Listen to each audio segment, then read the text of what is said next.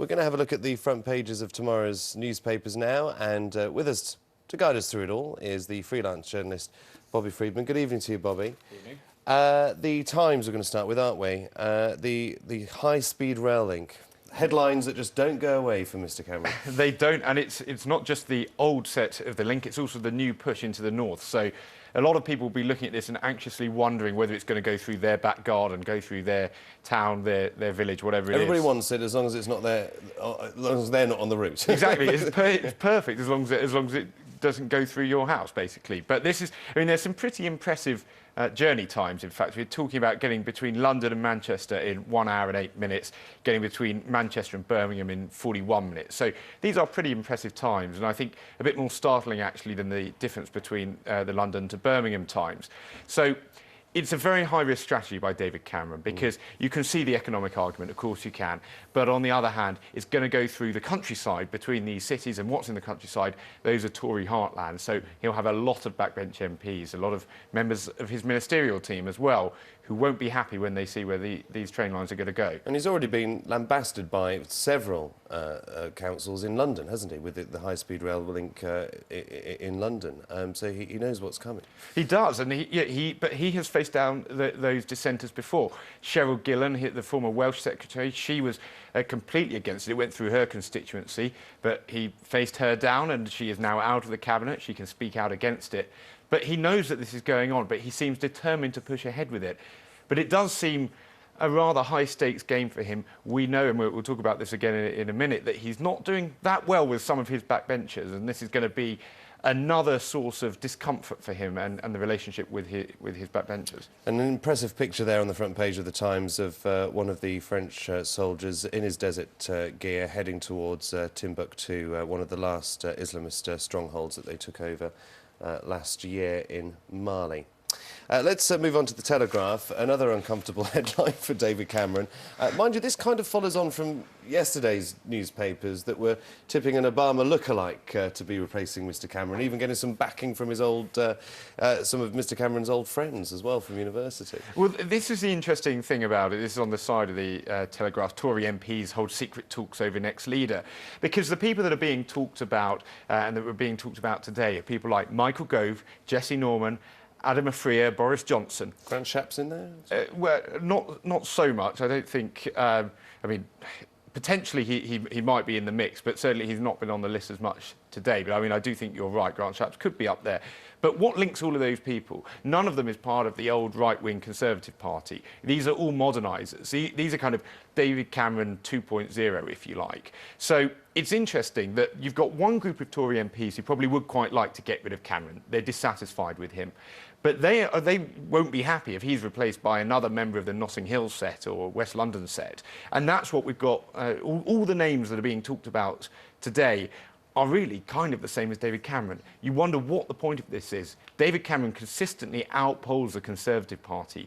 So what do they hope to achieve by getting in another David Cameron light or another version of David Cameron? I'm not sure where that would go. And actually, there was some independent polls by various newspapers yesterday showing that Ed Miliband had a real headache over the EU issue because, according to the polls, the Conservatives are winning more public support after announcing that there will be a referendum sometime in the next Parliament on the EU. Yeah, I don't think that's a surprise, really. I think that's a very clever move by David Cameron because it's something that he can give to the traditional right wing of the Tory party, but without jettisoning the modernising... Put it off for a while. Well, he can put it off for a while, but he can also give them that. But more importantly, that doesn't go to the kind of social agenda, which is where he really wants to push it to try and win over people who look at the Tories as the nasty party.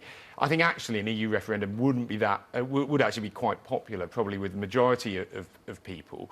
Even if people don't want to be out of the EU, they want the chance to at least vote on it. So I think, yeah, Ed Miliband has a problem. If you look at the two leaders, which leader outpolls his party and which underpolls his party? Ed Miliband is the one with the image problem, but he's actually more secure, it seems, in his leadership than David Cameron.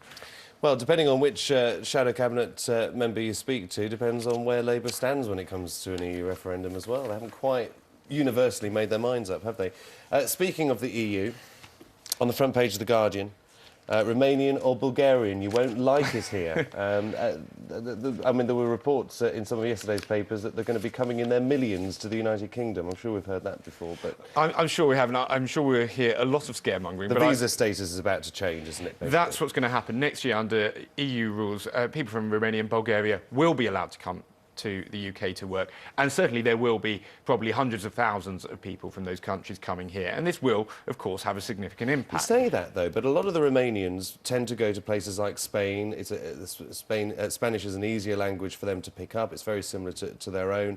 And very few want to come to the UK. They don't feel welcome when you ask them. Well, I think you might be talking yourself into a job, because what we find out from The Guardian today is that the government is going to launch into reputation laundering, they call it, where they're trying to stop people from coming to the UK by saying it's really not worth your while. So I think that might be one of the better slogans. Go to Spain, you can speak the language.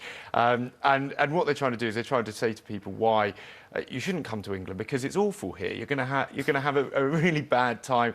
I don't know what they'll say. The weather's rubbish. There are no jobs. Everyone's unfriendly. Whatever it is, that's the message that's going to be sent out so in it'll Romania all be and true, Bulgaria. Exactly. But it's just easy. We just have to be honest for once. We can stop all the PR spin and just say this is what it's like. The Express leads with a story about the weather. Shocker. Exactly. Who'd have thought the Express would be into the weather? But there are some pretty... I mean, they're literally doing this every other day. There's a story about the weather. Sometimes it's wrong as well. In fact, most of the time it's been wrong. But well, it's been going on since the summer, actually. and it will carry on, of course, probably until next summer and beyond. And there are some terrifying terms in the Daily Express today. Apparently, we had what's known as a weather bomb, which I've never heard of. But the weather was so bad, it wasn't just a weather bomb. It was twice as bad as the level you need to be a weather bomb. And we also have a flooding cocktail coming up as well, which I don't know if that is a technical term, but that's what the Express says there is. So it's not bad enough that we've had snow. The snow's on the way out. It's going to flood. We've got torrential rain. We've got 80-mile-an-hour winds. So all in all, enough to make you want to stay in Romania. I don't think they've got... Yeah, exactly. Yeah.